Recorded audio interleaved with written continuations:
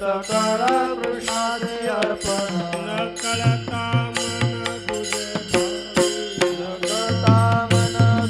भावी न कळता मन तुझे भावी आहे ते सकळ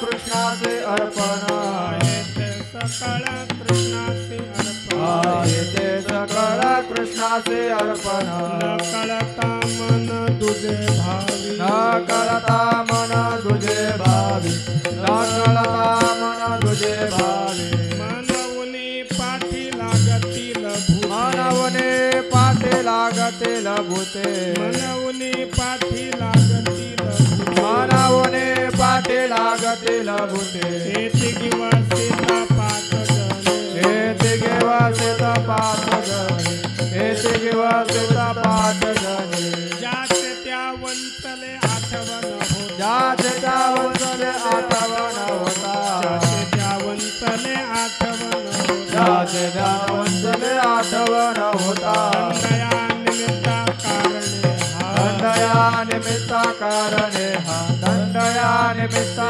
कारणे हा मनवुनी पाठी लागतील भूते मानवने पाठी लागतील भूते मनवुनी पाठी लागतील भूते मानवने पाठी लागतील भूते किंमतीत पाच जणे येथे घेवा सीता पाच जणे येथे घेवा सीता पाच जणे तुका म्हणे काळेचे परी लागला तुका म्हणे काळेचे परी लागला तुका म्हणे काळेचे परी तुका लागला म्हणे काळेचे परी लागला निमी वेळो वेळा करीत से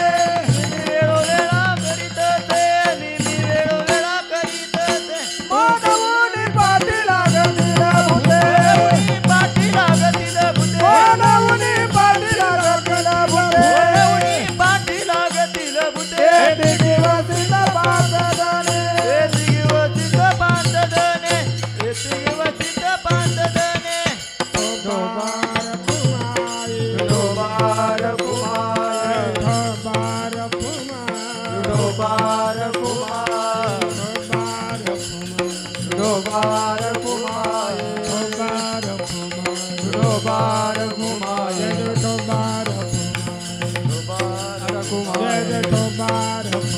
विठोबार कुमार विठोबार कुमार जय विठोबार कुमार जय विठोबार कुमार विठोबार कुमार जय विठोबार कुमार विठोबार कुमार विठोबार कुमार विठोबार कुमार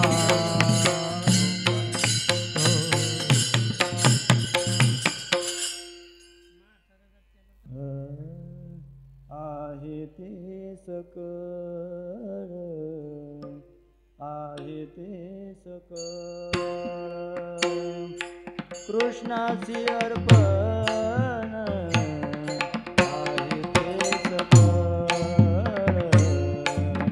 आहे ते सकळ आहे ते सकळ कृष्णाचे अर्पण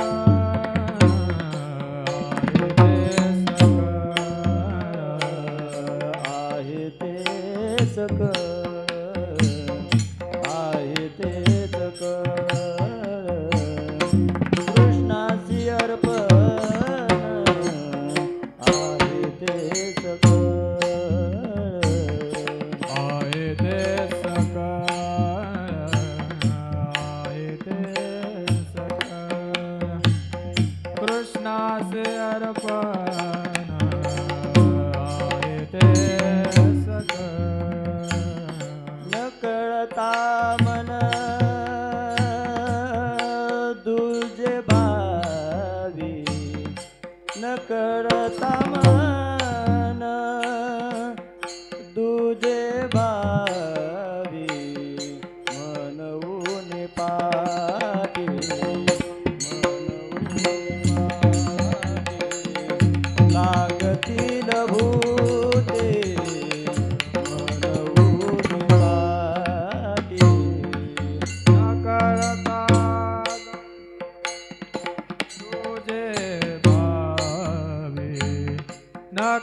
कळतानंद दुजे भावी मनवून पाठी लागतील भूते मनवून पाठी आहे ते सकळ आहे ते सकळ कृष्णाची अर्पण आहे ते सकळ आहे ते सकळ आहे ते सकळ कृष्णाचे अर्पण आहे ते सकळ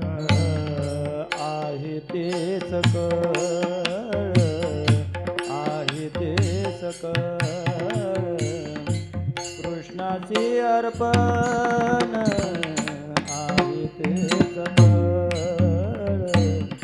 आहे ते सकळ आहे ते सकळ कृष्णाचे अर्पण आहे ते सकळ न कळता मन तुझे भावी न कळता मन तुझे भावी मनवून पाठी मनवून पाठी लागतील भूते मनवून पाठी न कळता माझ तुझे भावे न कळता माझ तुझे भावे मनवून पाठी मनवून पाठी लागतील भूते मनवून पाठी येती मागे मागे पाच जणी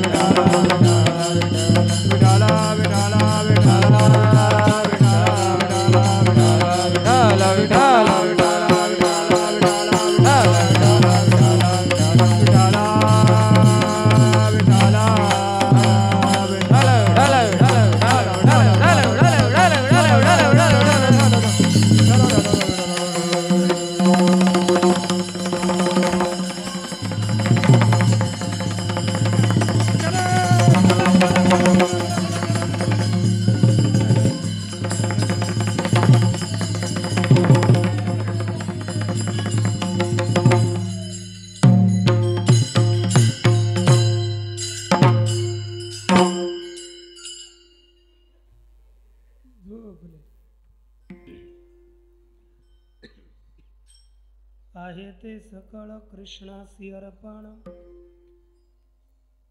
न कळता मन तुझे भावी, म्हणून पाठी लागतील भूते, येती गिवसीत 5 जणे,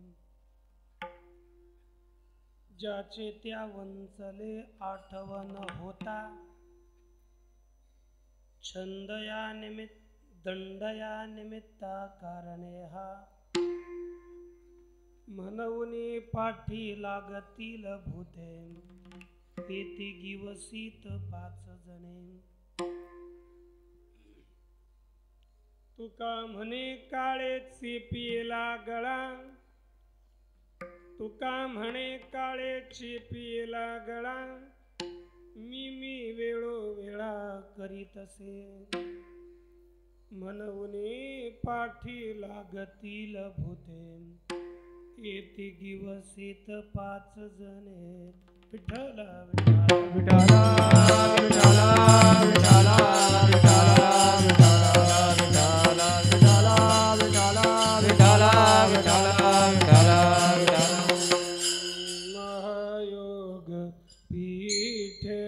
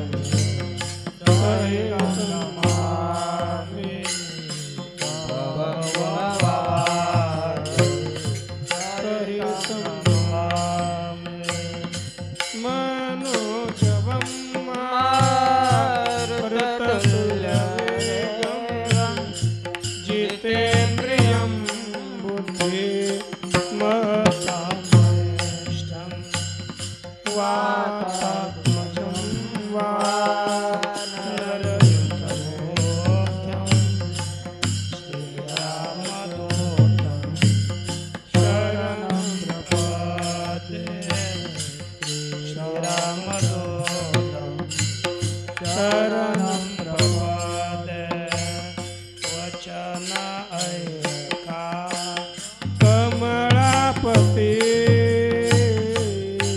वचन ऐका कमळापते वचन ऐका कमळापते वचन ऐका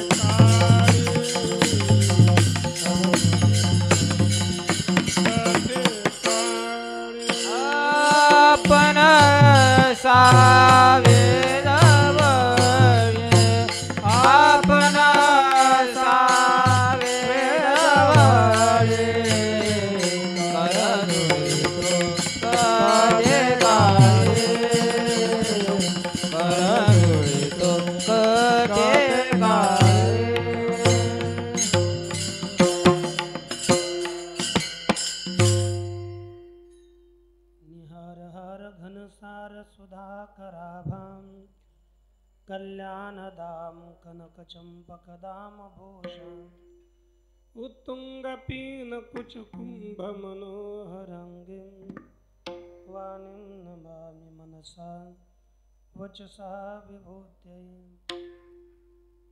ज्ञानेशं नामदेवं च एकनाथं तथैव च तुकारामं तथा वन्दे वारकरी परंपरा आदिनाथ समारंभान् श्रीज्ञानराजमध्यमान् अस्मदाचार्यपर्यन्तान् वन्दे गुरुपरम्पराम्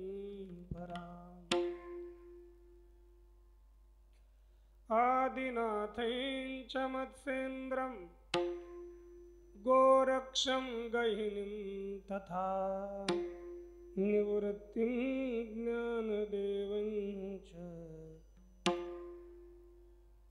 जोगं वन्दे मुहुर्मुहुः संतांची पाय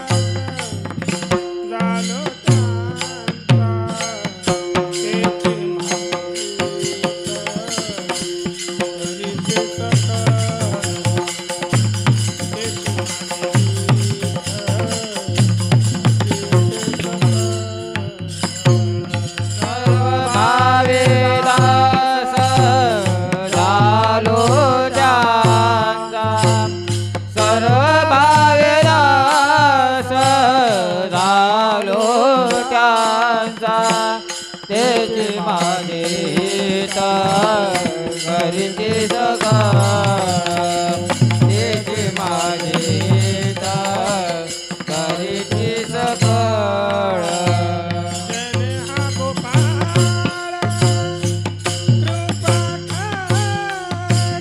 तेने हा गोपाळ कृपा करी तेने हा गोपाळ कृपा करी तेने हा गोपाळ कृपा करी त्याचे माझे हित करीती सकळ त्याची माझे हित करीती त्याचे सकळ माझे हित करीती सकळ त्याचे माझे हित करीती सकळ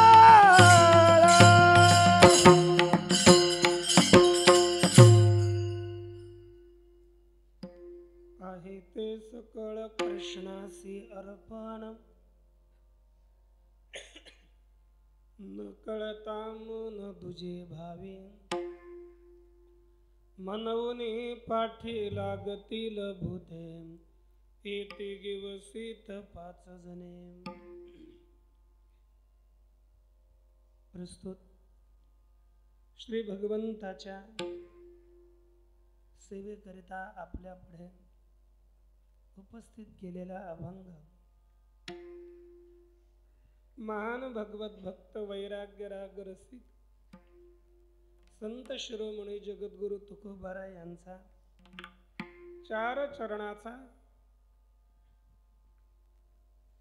असा अभंग आहे. या अभंगाद्वारे जगद्गुरु तुकोबाराय मनुष्याकडून घडलेला अपराध म्हणजे अज्ञान व अहंकार याच मिळणार फळ या अभंगामध्ये प्रदर्शित करतात. विठ्ठला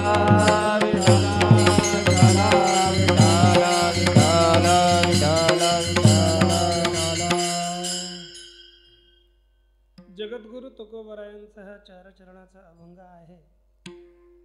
या अभंगाद्वारे मनुष्याला या अहंकाराचं अज्ञानाचं जे काही फळ भेटतं ते प्रदर्शित करत आहेत. हे की नाही? तत्पूर्वी आपल्याला समजणं आवश्यक आहे की शास्त्राच्या आज्ञेचं पालन न केल्यामुळे मनुष्य किती बंधनात पडतो. कारण की आज्ञापालकत्व हे आपल्याकडे असलं पाहिजे. नसेल तर त्याचं फळ मनुष्याला भोगावं लागतं. आहे की नाही? जसं तुम्ही काही केलं नाहीये, उष्णिष्कम न धारितवंत सरे अस्माकं का नियमा का कीर्तन, म्हणजे आपण आज्ञेचं पालन केलं पाहिजे. मग ती आज्ञा या लौकिक आपल्या देशाच्या राजाची असो किंवा जगताच्या राजाची असो, ती आज्ञा आपण पालन नाही केली, जे विधान आपल्याला सांगितलेलं आहे, जे संविधान म्हणजे विधान आहे, त्या विधानाच्या अतिरिक्त आपण जर आचरण विचित्र केलं तर या राज्याचे सैनिक आपल्याला शोधत येतील. शोधत येतात आणि आपण केलेल्या अपराधाची योग्य ती शिक्षा आपल्याला प्राप्त होते. म्हणून आपण या ज्या राज्यात राहतो त्या राज्याच्या राजाच्या नियमांचं पालन आपण अवश्य केलं पाहिजे. नाहीतर त्याचं फळ कारागारामध्ये पडण्यासारखं आपल्याला भेटतं आणि मनुष्याचं जीवन कारागारात व्यर्थ जातं. कारण की आपण या राज्याच्या नियमांचं पालन केलं नाही. विठाला विठाला विठाला विठाला विठाला विठाला विठाला विठाला. तसंच जगाचा नाथ त्याचं आपण, त्याची आज्ञा, जगाचा मालक त्याची आज्ञा आपण पाळली पाहिजे. जर त्याच्या आज्ञेचं पालन आपल्याकडून झालं नाही तर आपणा सर्वांना त्याचं फळ निश्चित भोगावं लागेल. कारण की तो या जगाचा नाथ आहे आणि जगाचे नियम, जगानं आचरण कसं करावं त्याचं संविधान, त्याची नियमावली तो भगवान परमात्मा ठरवतो. कारण की तो जगाचा नाथ असल्यामुळे. नाथ बाबा बोलतात, माय जगन्नाथ बाप जगन्नाथ, माय जगन्नाथ बाप जगन्नाथ, माय जगन्नाथ बाप जगन्नाथ, माय जगन्नाथ बाप जगन्नाथ, माय जगन्नाथ बाप जगन्नाथ, माय जगन्नाथ बाप जगन्नाथ, माय जगन्नाथ बाप जगन्नाथ, माय जगन्नाथ बाप जगन्नाथ, अनाथाचा नाथ जनार्दन, अनाथाचा नाथ जनार्दन, माय जगन्नाथ बाप जगन्नाथ, माय जगन्नाथ बाप जगन्नाथ, माय जगन्नाथ बाप जगन्नाथ, माय जगन्नाथ बाप जगन्नाथ. अनाथाचा नाथ जनार्दन, अनाथाचा नाथ जनार्दन, माय जगन्नाथ बाप जगन्नाथ, माय जगन्नाथ बाप जगन्नाथ, माय जगन्नाथ बाप जगन्नाथ, माय जगन्नाथ बाप जगन्नाथ.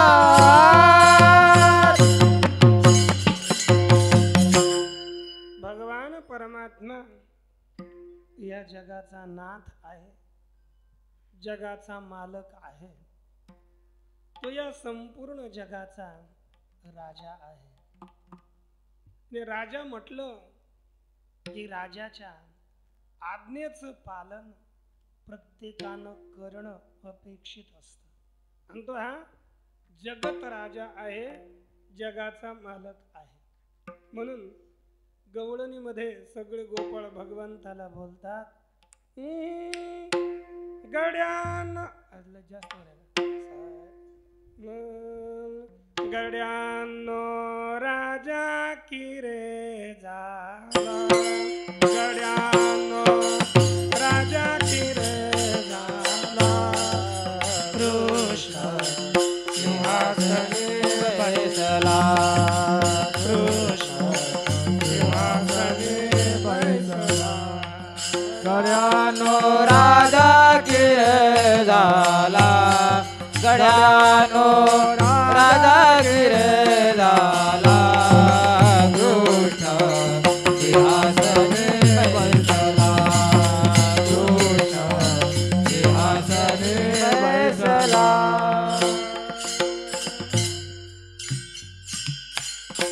भगवान परमात्मा राजा आहे. त्याचं वचन, त्याचं विधान आपण सगळ्यांना पालन केलं पाहिजे. कारण की भगवता यत शासनम तदेव शास्त्रम. कारण भगवंताचं शासन, त्याचा आदेश तेच शास्त्र आहे. आणि ते भगवान परमात्मा ते स्वतः बोलतात की श्रुती स्मृती ममैवाज्ञे यस्तम उल्लंघ्य वर्तते आज्ञोच्छेदी मम द्रोही मद्भक्तोपि न वैष्णव. श्रुती आणि स्मृती या दोन्ही माझ्या आज्ञा आहेत.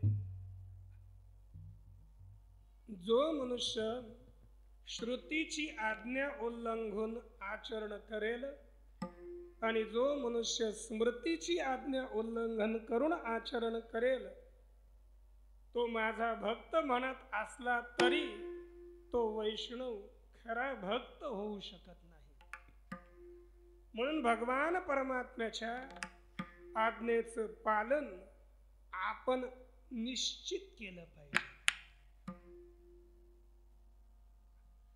एखाद्या मनुष्याचं पालन करत नसेल त्याला त्याचं फळ भेटेल, कारण की भगवंताची आज्ञा आहे.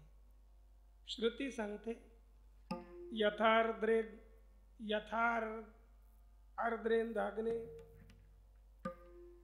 धूमः विनिश्चरन्ति एवं वारे अस्य महतो भूतस्य निश्वसितम् एतद् ऋग्वेदः यजुर्वेदः सामवेद अथर्वांगिरसः इतिहास पुराणम विद्या उपनिषदः श्लोकाः सूत्राण्यनुव्याख्यानानि व्याख्यानास्नि अस्यैव एतानि निश्वसितानि. ही सगळी ज्याप्रमाणे आर्ध ओल्या लाकडापासून आर्द्रे धागणे यथा धूम विनिश्चरन्ति, जसे धूर बाहेर निघतो त्याप्रमाणे या परमात्म्याच्या श्वासोश्वासातून सगळी वेद प्रगट झाली. इतिहास पुराणादिक सर्व भगवंताच्या मुखातून प्रगट झालेली असल्यामुळे ती भगवंताची आज्ञा आहे. विठ्ठल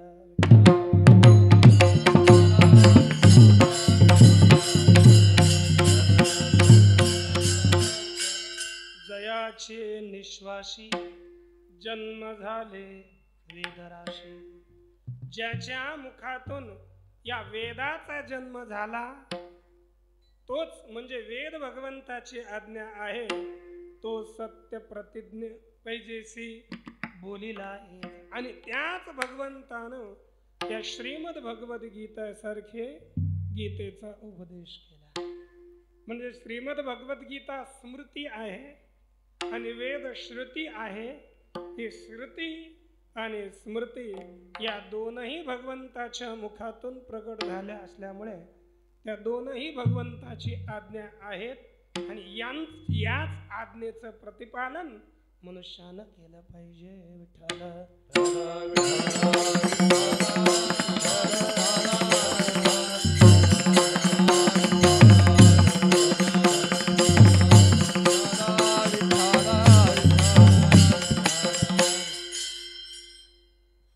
अशा प्रकारचा वेद श्रुती आहेत आणि त्यांचं वचन आपण पालन केलं पाहिजे.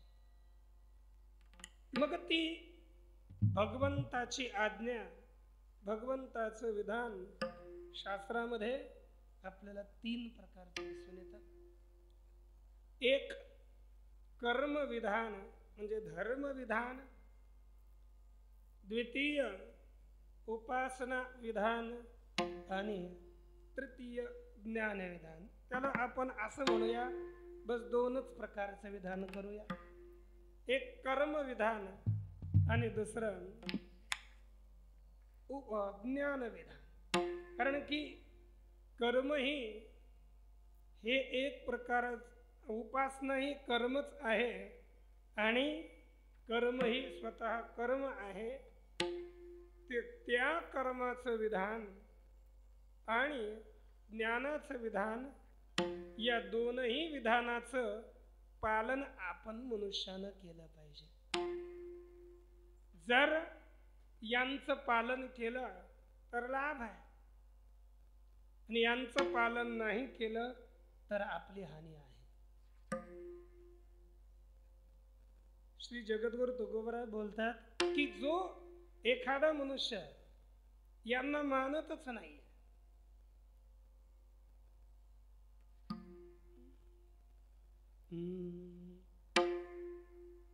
वेद श्रुती नाही ग्रंथ ज्या प्रमाण, श्रेष्ठाचे वचन न मानी, श्रेष्ठाचे वचन न मानी गो, श्रेष्ठाचे वचन न मानी गो.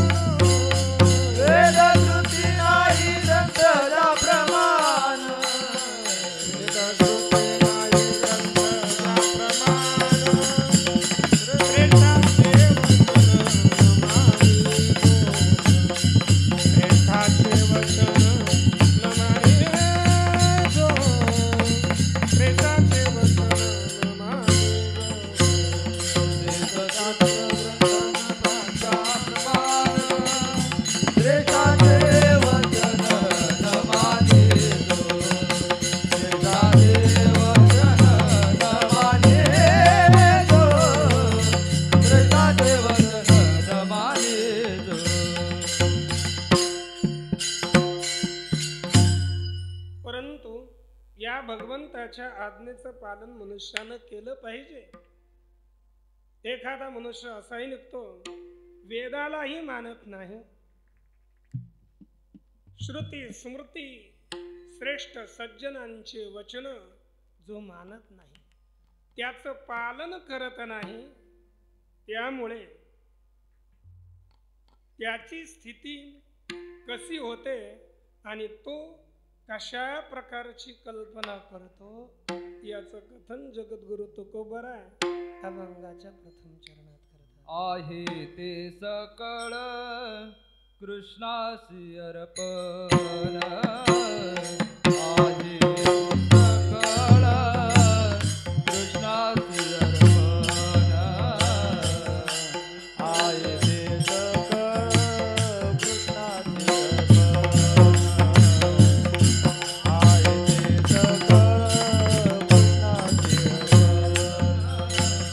आहे ते सकळ कृष्णासी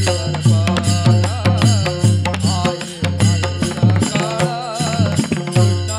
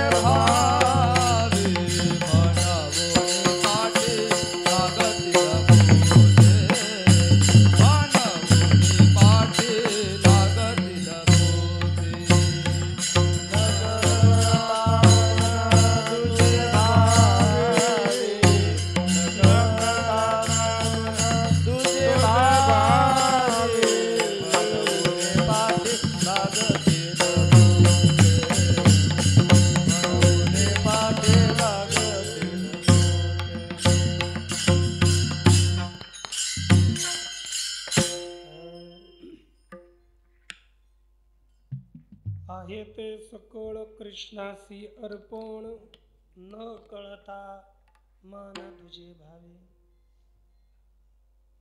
जो मनुष्य शास्त्राची आज्ञा, स्मृतीची आज्ञा, काय शास्त्र सांगत हे ज्याला माहीत नाही, स्मृती काय सांगते हे मानत नाही, म्हणजे शास्त्र काय सांगतं हे न कळाल्यामुळे त्याला एक गोष्ट आहे हे कळत नाही. काय आहे ते सकळ कृष्णासी अर्पण, न कळता. हे न कळता, काय न कळता, आहे ते सकळ कृष्णासी अर्पण, हे न कळता मन तुझे भावे. मन दुसऱ्याची कल्पना करतो. जे आहे याचे दोन अर्थ, म्हणजे ज्ञान दृष्टीने अर्थ आणि कर्म दृष्टीने अर्थ आपल्याला पुढे करता येईल. जे आहे ते सकळ कृष्णासी अर्पण. आहे शब्दाचा अर्थ आहे की अस्तित्व. जो अस्ति पदार्थ म्हणजे आहे अस्तित्व सांगणारा, आणि म्हणजेच आहे ते सकळ अर्थात जे आहे ते सगळे, अर्थात अस्तित्व विकारवाण सगळे पदार्थ जे अस्तित्वात आहेत असे सगळे पदार्थ, म्हणजे जे षडभाव विकार आहेत, जायते, अस्ति, वर्धते, विपरिणमते, अपक्षीयते, विनश्यते, या षडभाव विकारानं युक्त असणारे सगळे पदार्थ, म्हणजेच यच्च यावत संपूर्ण जगत. एकादशेंद्रियैर्युक्त्या शास्त्रेणाप्यवगम्यते, यावद किंचित भवेदेतत् इदं शब्दोदितं जगत्. एकादशेंद्रियैर्युक्त्या 11 इंद्रियांनी. कोणकोणते 11 इंद्रिय? पंच ज्ञानेंद्रिय. बोला. श्रोत्र, त्वक, चक्षु, रसना आणि घ्राण ही ज्ञानेंद्रिय. कर्मेंद्रिय कोणती? बोला. वाक, पाणी, पाद, उपस्थ आणि पायू ही कर्मेंद्रिय. तद्वत 11 मन. या 11 इंद्रियांनी जे जाणलं जातं, या 11 इंद्रियाद्वारे ज्यांचं ज्ञान होतं ते पदार्थ जगतामध्ये येतात. युक्त्या, युक्तीनं जे जाणलं जातं ते सुद्धा जगत आहे. एकादशेंद्रियैर्युक्त्या शास्त्रेणाप्यवगम्यते. व शास्त्राद्वारे विधिमुखानं ज्याचं ज्ञान होतं, प्रत्यक्ष रूपानं शास्त्र इदम रूपानं ज्याचा बोध करतो, त्यास इदम शब्दोदितम जगत. ते इदम शब्दानं सांगितलेलं जगत आहे. ते आहे ते सकळ या पदाने संपूर्ण जगत ग्रहण करावं. आणि हे संपूर्ण जगत कोठे आहे? सांगतात कृष्णासी अर्पण. कृष्णासी इथे यद्यपि कृष्ण आपण तृतीय म्हणू, पण या कृष्णामध्येच अर्पित आहे. अर्पण शब्द आहे. अर्पण म्हणजे या ठिकाणी भावार्थक अणप्रत्यय करून अर्पण है की नाही?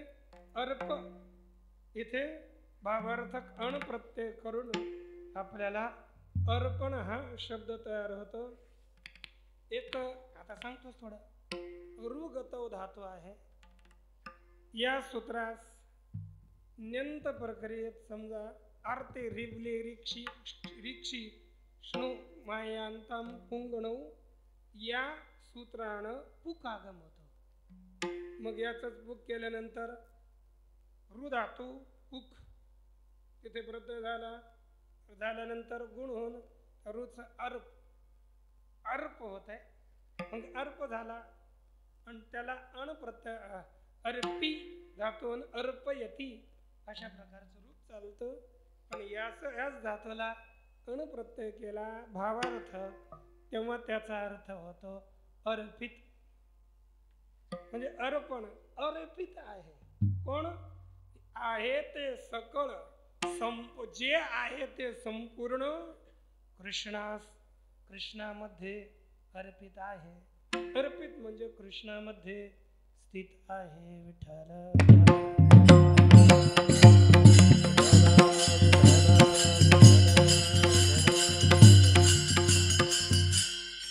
मग कृष्णामध्ये अर्पित आहे. कारण कृष्ण हे संपूर्ण जगत कोठे अर्पित आहे पाहावं लागेल. ते भगवंतातच अर्पित आहे. कारण की कृष्ण शब्दाचाच अर्थ आहे परब्रह्म. कृषिर्भुवाचक शब्दो नष्ट निवृत्तिवाचक तयोरैक्यं परं ब्रह्म कृष्ण इत्यभिधीयते. कृष्ण यामध्ये अण प्रत्यय कृष धातू आहे. मग कृष धातूचा अर्थ आहे भू म्हणजे सत्ता. कृषिर्भूवाचक शब्द कृष शब्द हा सत्तावाचक आहे. आणि कृष म्हणजे सत्ता. नश्च निवृत्तिवाचक आणि न हे निवृत्ती सांगणारा आहे. म्हणजे जगन निवृत्तीपूर्वक जी सत्ता आहे त्या सत्तेला म्हणतात कृष्ण म्हणजे परब्रह्म. अशा प्रकारचा परब्रह्म कृष्ण त्यामध्ये हे संपूर्ण जगत व्याप्त आहे अर्पित आहे. म्हणून भगवान परमात्मा 10व्या अध्यायाच्या शेवटी बोलतात अथवा बहुनैतेन किं ज्ञातेन तवार्जुन विष्टभ्याहमिदं कृत्स्न मेकांशेन स्थितो जगत्. हे अर्जुना या विभूतींचा विस्तार मी किती सांगावा. या सगळ्या जगातल्या सगळ्या विभूत्या माझ्याच आहेत. अथवा बहुना एतेन ज्ञातेन किम हे फार जाणल्यानं काय लाभ. बस एकच सांगतो एकांशेन इदं जगत विष्टभ्य स्थितः. मी एका अंशाने हे संपूर्ण जगत व्याप्त करून राहिलेलो आहे. म्हणजे हे संपूर्ण जगत माझ्या एका अंशामध्ये स्थित आहे. तसंच या ठिकाणी सांगतात हे संपूर्ण जगत माझ्यामध्ये अर्पित आहे. विठ्ठला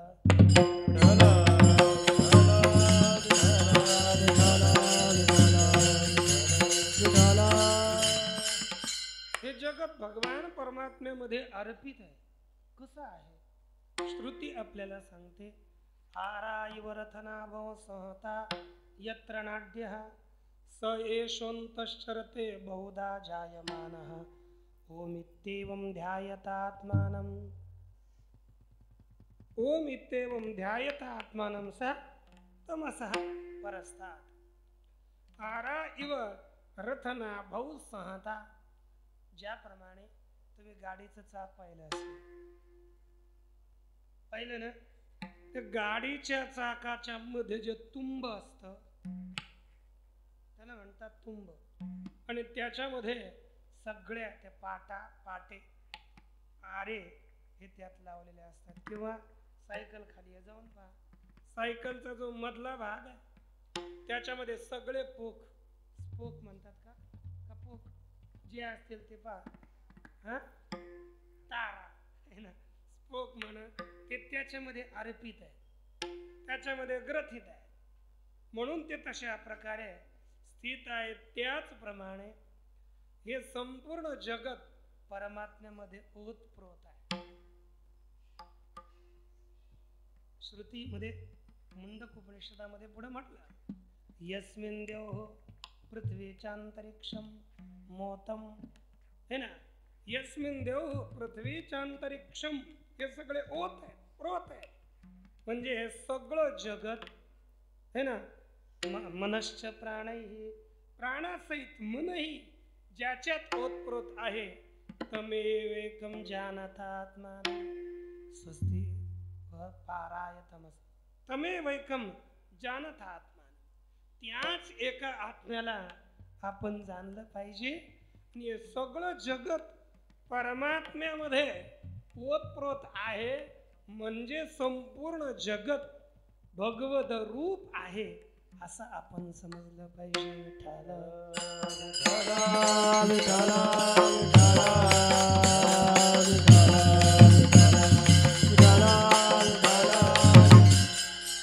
म्हणून संत आपल्याला सांगतात की अनंत ब्रह्मांडे उदरी हळ्या बाळक नंदा घरी.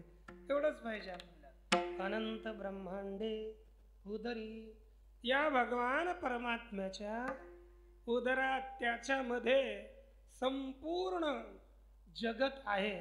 सकल जगदाधार भगवान परमात्मा आहे. विठ्ठल स्मर नाको विठ्ठल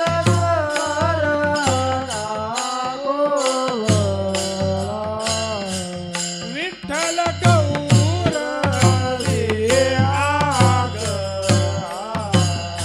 विठ्ठल गौरा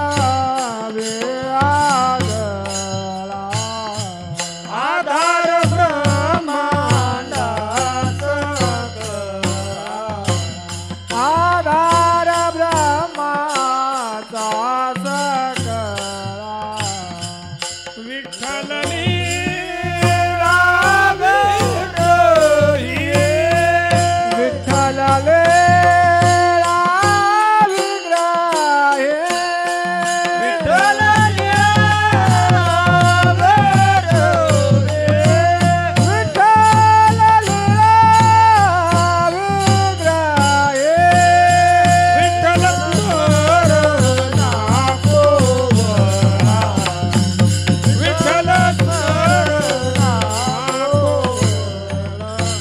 विठ्ठल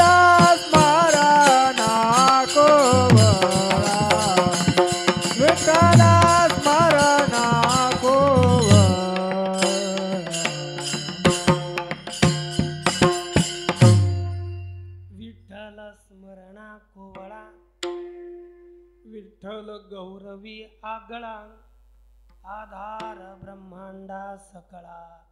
विठ्ठल लीळा विग्रही आधार ब्रह्मांडा सकळा. तो संपूर्ण ब्रह्मांडाचा आधार आहे, म्हणजे संपूर्ण जगाचा आश्रय. संपूर्ण जगत भगवंतामध्ये ओतप्रोत आहे. ज्याप्रमाणे दोरीवर भासलेला जो साप,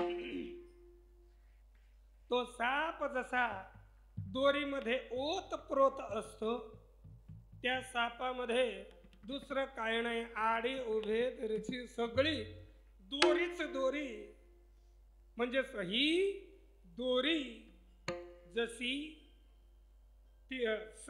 तो साप जसा दोरी रूप आहे, दोरीमध्ये अर्पित आहे, तसंच संपूर्ण जगत हे ब्रह्म स्वरूपामध्ये अर्पित आहे. जशी दोरी कल्पित मिथ्या असल्यामुळे त्या सर्प मिथ्या असल्यामुळे दोरीमध्ये कल्पित अर्पित आहे, तसंच संपूर्ण जगत हे कल्पित असल्यामुळे ब्रह्म स्वरूपामध्ये अर्पित आहे.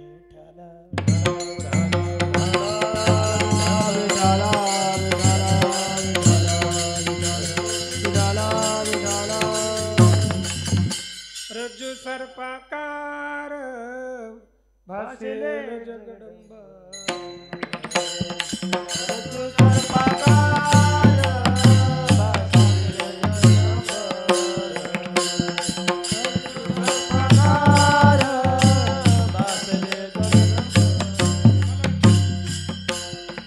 भासिले जगदंबर. एकच ते काय ना, छोटा अभंग आहे. पूर्ण जगत रज्जू आणि सर्पाप्रमाणे भासित असल्यामुळे जसा रज्जूवरील सर्प रज्जू रूप आहे, तसंच हे संपूर्ण जगत ब्रह्मरूप आहे, ब्रह्मच आहे, ते त्याच्यामध्येच अर्पित आहे, हे निर्धारित आहे, निश्चित आहे. परंतु मनुष्याला हे कळत नाही. मग काय करतो? न कळता मग तुझे भावी तुझे भावे न कळता मन तुझे भावे न कळता मन सगळ कृष्णाची अर्पण कळता मन तुझे भावे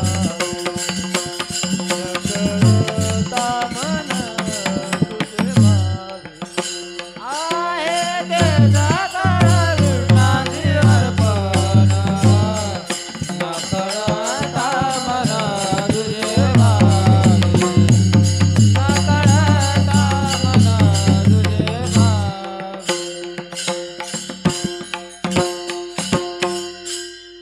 असं न कळाल्यामुळे न कळता मन दुजे भावी. मग मनुष्य दुजे म्हणजे द्वैताची, दुसऱ्याची कल्पना करतो. संपूर्ण जगत ब्रह्मरूप आहे हे आपल्याला ज्ञात नसल्यामुळे, अज्ञानामुळे या संपूर्ण जगाची कल्पना आहे, या द्वैताची कल्पना आहे. हे जगत अज्ञानापासून प्रगट झालेलं आहे. अज्ञानामुळे याची स्थिती आहे. कारण की एक आहे न कळणं. पहा, न कळता मन दुजे भावी. ज्याप्रमाणे आपण अभ्यास पाहतो, अध्यास द्विधा प्रोक्त कार्यकारण भेदेन अध्यास द्विधा स्मृत. कारण अध्यास आणि कार्याध्यास या रूपानं अध्यास दोन प्रकारचा आहे. कारणाध्यास म्हणजेच अज्ञान. जेव्हा आपल्याला अज्ञान असतं म्हणजे पहिला कारणाध्यास आपल्यामध्ये येतो. मी कोण आहे हे आपल्याला कळत नाही. जेव्हा स्वतःचा बोध होत नाही तेव्हा म्हणजे हेच अज्ञान झालं. आणि या कारणाध्यासामुळे दुसरा कार्याध्यास प्रकट होतो. तो म्हणजे आता अहंता आणि ममता रूप. म्हणजेच द्वैताची या संपूर्ण द्वितीय वस्तूची कल्पना तो करतो. आणि या द्वैतामुळे मग आता द्वैतात आला रे आला, द्वितीयत्वाची कल्पना झाली तर मग म्हणजे अपराध झाला ना. संपूर्ण जगत ब्रह्मरूप आहे हे आपण समजलं नाही. या अज्ञानामुळे द्वैताची जगताची कल्पना केली. जगताची कल्पना केल्यामुळे त्याच्या मागे या राजाची जी काही 5 सेना आहे ती लागते. त्याला तुरुंगात टाकण्याकरता त्याच्या मागे लागते.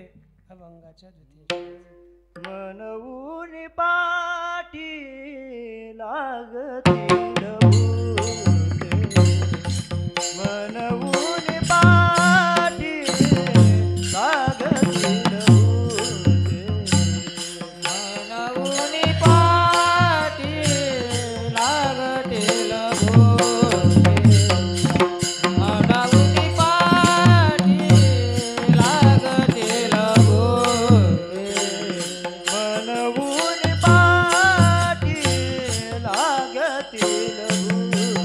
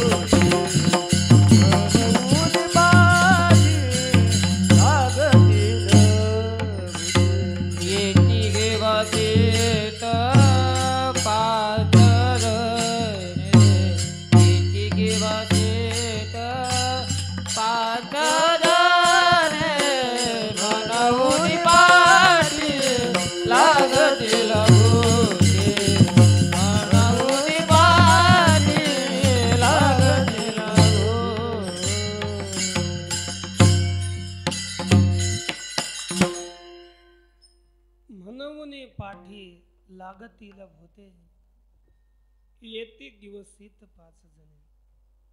म्हणून पाठी भूते लागतील, जरी भविष्य काळ दिसत असला, वर्तमान समीपे वर्तमान वधवा, तसं तर भविष्य आपण अज्ञानी असू त्याच्या दृष्टीने भविष्य काळातच भूते मागं लागतात.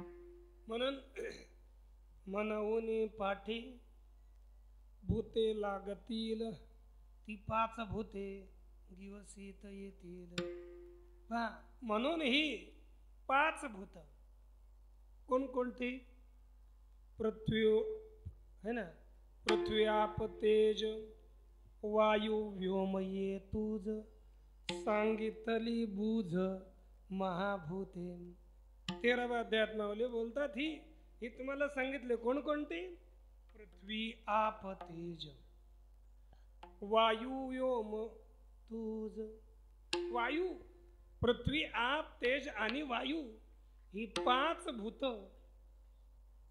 अज्ञानामुळे द्वैताची कल्पना करणाऱ्याला शोधत येतात. आणि द्वैताची जिथे कल्पना होते मग आपल्याला भीती लागते, है की नाही? कारण की तुझे जव जव घडे तव तव संसार भय जोडे, हे आपुलेनी तोंडे बोलती वेद. स्वतः वेद सांगतो, जेव्हा जेव्हा आपण द्वैताची कल्पना करू तेव्हा तेव्हा मनुष्याला भीती प्राप्त होते. कुठे वेद सांगतो? द्वितीयाद्वै भयं भवते. द्वैतापासून मनुष्याला भीती प्राप्त होते, परंतु ती आपल्या अज्ञानामुळे. आणि हे भूत आपल्या मागे लागतात. आणि भूते मागे लागले रे लागले म्हणजे राजाचे सैनिक आहेत. पंचमहाभूत शोधवतात. हो, है की नाही? राम महाराज अपराध केलाय, कुठे याला पाहून तुरुंगात टाकावं, है की नाही? आणि मग लगेच त्याला काय करतात? तुरुंगात टाकतात. एका तुरुंगात टाकून दिलं की महात्मे दुःखी होऊन पडतात, मग राग द्वेष करत राहतात. या तुरुंग कोणतं? देहास्ति पंजरम यंत्रम. सगळे महाभूत लागतात आपल्या मागे आणि या देह अस्थि रूपी या पिंजऱ्यामध्ये या तुरुंगात घालतात आणि सांगतात की 100 वर्ष तुझी सजा आहे. तू या पिंजऱ्यातून एवढ्या वर्ष याच पिंजऱ्यात तुला राहावं लागेल. या देहातून बाहेर निघून तो आत्मानंदास प्राप्त होणार नाही, बस या पिंजऱ्यातच, है की नाही? मग ही भूते शोधत येतात आणि पिंजऱ्यात टाकतात. मनुष्य याच्यातच अडकून दुःख भोगत राहतो.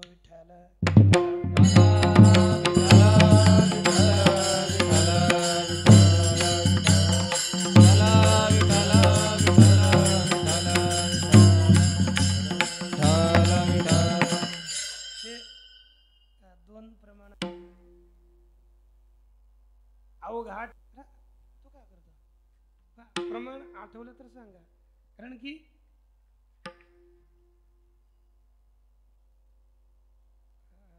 म्हणजे फार सुंदर प्रमाण वाचलं ते मगाशी येताना, पण ते विसरले. म्हणजे ज्याला हे कळत नाही तो या जन्म मरणामध्ये पडतो. म्हणजे जन्म मरणाच्या फेऱ्यामध्ये पडणं हीच या अज्ञानाची शिक्षा आहे. याच अज्ञानामुळे या मनुष्याला या भूतामध्ये अवघा सगळा देव आहे, नारायण आहे हे कळत नाही. तया गर्भवासी येणे जाणे. त्याला गर्भवासामध्ये यावं जावं लागतं, फिरावं लागतं. याच्यातून सुटका भेटत नाही. हा आपल्या हे पहिल्या अपराधाचं फळ आहे. एक या 2 चरणाचा या दृष्टीने आपण विचार केला म्हणजे ज्ञानाच्या दृष्टीने आपल्याला आहे ते सकळ कृष्णाशी अर्पण या आज्ञेचं पालन न झाल्यामुळे ही भूत मागे लागली आणि आपल्याला या देहरूपी पिंजऱ्यामध्ये, या देहरूपी कारागारामध्ये ती भूत नेऊन टाकतात, अडकवतात, नित्य राखण राहतात. याच्या तीच आहेत ना. बर, दुसरं आहे कर्मदृष्टीने भगवान परमात्म्याच्या आज्ञेचं पालन आपण न केल्यामुळे मनुष्याला त्याला अपराध भोगावा लागतो, त्याच्या मागे ही भूत लागतात. कर्मदृष्टीने भगवान परमात्मा बोलतात, आपलं जे काही कृत्य आहे ते कर्म कसं करावं, हे कर्म कसं करावं हे न कळाल्यामुळे आपण दुसऱ्याची कल्पना करतो. भगवान बोलतात, यत् करोषि यदश्नासि यज्जुहोषि ददासि यत् तपस्यसि कौन्तेय तत् कुरुष्व मदर्पणम्. आपण जे करतो, यत् करोषि, जे तू करशील, यत् करोषि यदश्नासि, तू जे खाशील, यत् ददासि, तू जे देशील, यत् करोषि यदश्नासि, है ना, यत् ददासि यत् तपस्यसि, जे काही करत असतील ते मला अर्पण कर. है की नाही? सगळं आपण कायेन वाचा मनसेंद्रियैर्वा बुद्ध्यात्मना वा प्रकृते स्वभावात यत् करोमि सकलं परस्मै नारायणायेति समर्पयेत. है ना, सगळं हे भगवंताला कायेन वाचेन मनानं जे आपण कर्म करू ते आपण भगवान परमात्म्याला अर्पण केलं पाहिजे. यत्तु सर्वाणि कर्माणि, है ना, त्या 12व्या अध्यायाचा श्लोक कोणता आहे? मयि सन्न्यस्य मत्पराः अनन्येनैव योगेन मां ध्यायन्त उपासते. जो संपूर्ण कर्म भगवंताला अर्पण करतो, भगवत परायण होऊन राहतो, मग भगवान परमात्मा बोलतात, तेषामहं समुद्धरता मृत्यू संसार सागरात तुरुंगात. है की नाही?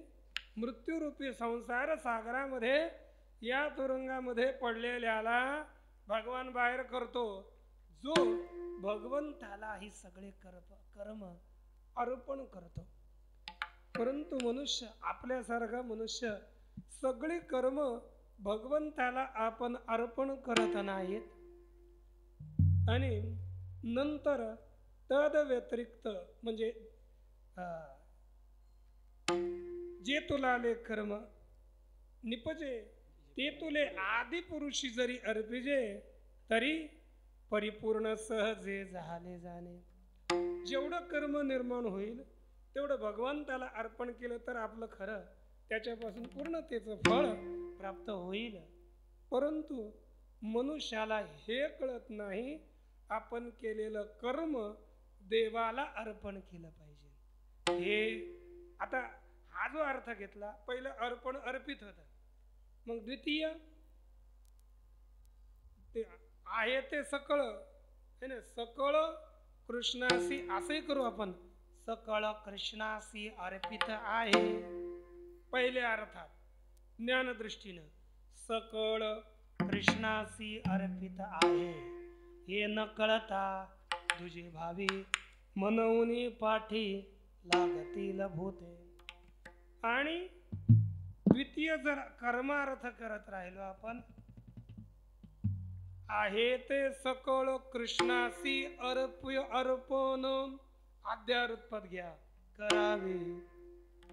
मग आहे ते सकळ आपण कृष्णासी अर्पण करावे, पण न कळता मन दुजे भावी, हे असं न कळता, हे डोक्यात बुद्धीत कितीही सांगितलं तरी न पटता, है ना, हे त्याला कळत नाही. म्हणजे अरे सांगतो मी, त्याला कळत नाही, आणखी पटत नाही, मनात धारण करत नाही.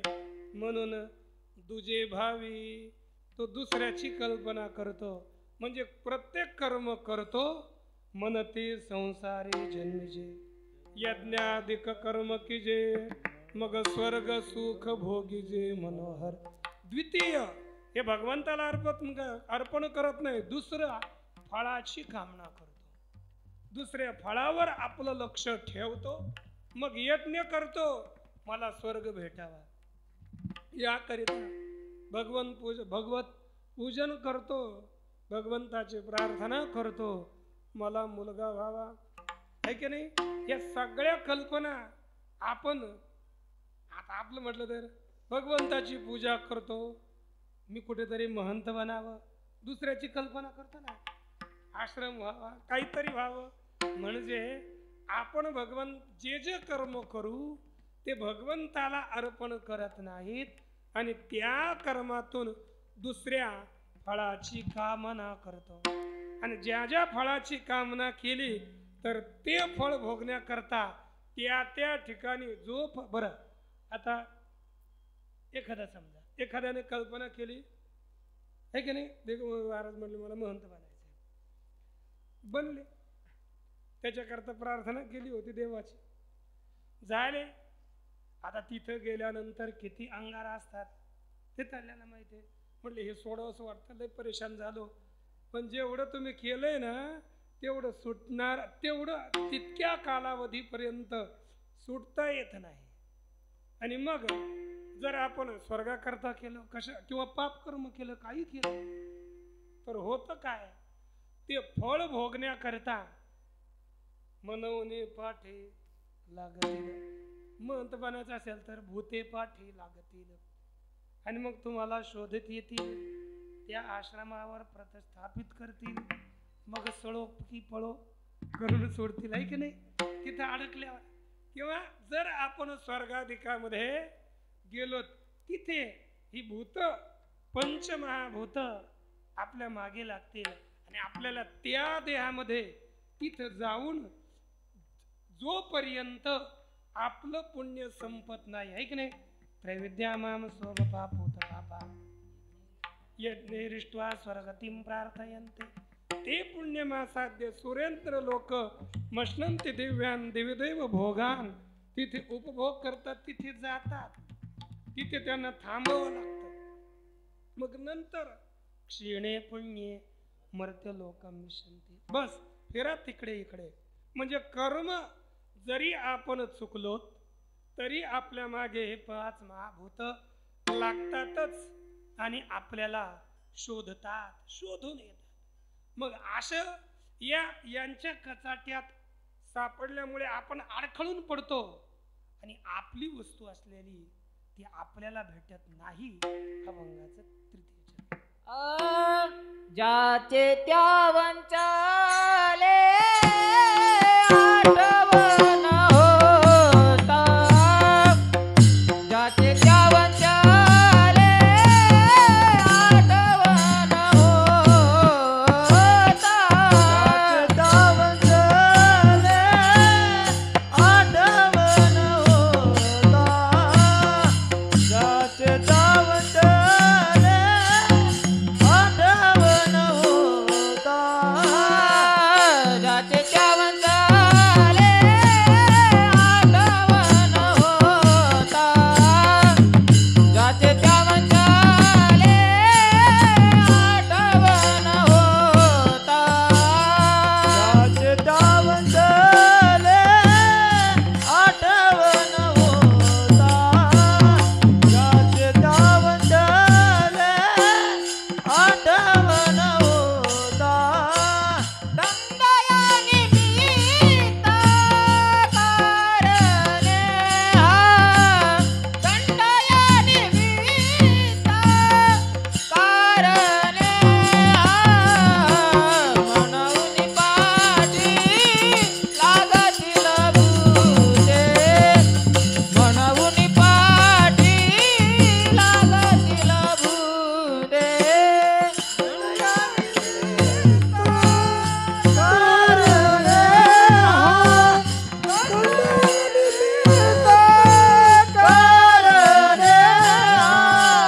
मनवून पाठी लागतील भूते, मनवून पाठी लागतील भूते.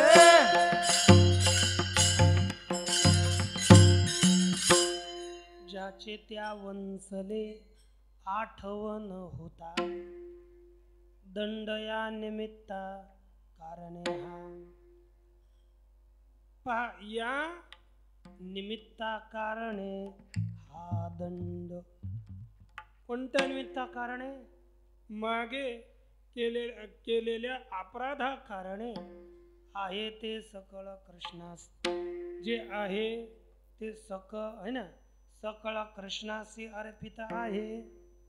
हे न कळाल्यामुळे आणि द्वैताची कल्पना केल्यामुळे, किंवा जे जे कर्म करतो आपण ते सगळं भगवंताला अर्पण केलं पाहिजे हे न कळाल्यामुळे, दुसऱ्या फळाची कल्पना केल्यामुळे, या निमित्ता कारणे हा दंड. कोणता दंड भेटला? ज्याचे त्या वंचले, आठवण होता. म्हणजे ही आठवण, हे स्मरण, हे न कळाल्यामुळे ज्याचे त्या वंचले. ज्याचं आहे, ज्याचं जे फळ आहे त्यालाच तो चुकला, वंचित झाला. ज्याचे त्या वंचले, है ना, आठव न होता. ज्याचं जे फळ आहे त्याला चुकले, कारण की याचं स्मरण त्याला झालं नाही. मग आता पहा, आपल्याला आपली वस्तू कशी कळत नाही याविषयी मनुष्य त्याला कसा चुकतो, कसा त्याचा त्याला अभाव प्राप्त होतो, ती वस्तू भेटत नाही. श्री ज्ञानोबराय दृष्टांत देऊन सांगतात की तसे ना तरी पवित्र दूध पवित्र आणि ओळ पाशी त्वचेची पदाड परिते अव्हेरुनी गोचीड अशुद्ध काय नेघती अशुद्धची शिविती. ते रक्तच पितात, जवळ आहे, त्याच्या जवळ आहे, एवढंच तिथे दिलं. परंतु दुसरा आहे पहा, ना तरी निदैवाच्या परिवरी लोह्या रतल्या आहाती सहस्रवरे परितेत बैसोनी उपवासो करे का दरिद्रे जी. ज्याचं त्याचंच धन आहे, त्याच्याच घरात पुरलेलं आहे, परंतु त्याच्यावर बसून भीक मागून उपवास करत राहतो, खायला काही भेटत नाही. परंतु ज्याचं त्याचं आहे, परंतु आठव ज्ञान नसल्यामुळे ज्याचं त्याला तो वंचतो, त्याला ते प्राप्त होत नाही. तसंच हे संपूर्ण जगत ब्रह्मरूप आहे, है की नाही? अवघे ब्रह्मरूप रिता नाही ठाव प्रतिमा तो देव कैसा नव्हे. सगळं जगत ब्रह्मरूप आहे, तरी पण हे न कळाल्यामुळे, है ना, तैसा हृदयामध्ये मी रामो असला सर्व सुखाचा आरामो की भ्रांतासे कामो विषयावरी. दुसरी विषयावर प्रीती. म्हणून आत्मस्वरूप आपल्याला कळत नाही आणि त्यापासून चुकतो. ज्याप्रमाणे आपण 6व्या अध्यायामध्ये श्री भगवान परमात्मा बोलतात, उद्धरेदात्मनात्मानं नात्मानम अवसादयेत आत्मैव ह्यात्मनो बंधो रापनय रे पुरात. मग बोले श्रीकृष्ण भगवान परमात्मा अर्जुनाला बोलतात की नाही, याच्या ओव्यात सुंदर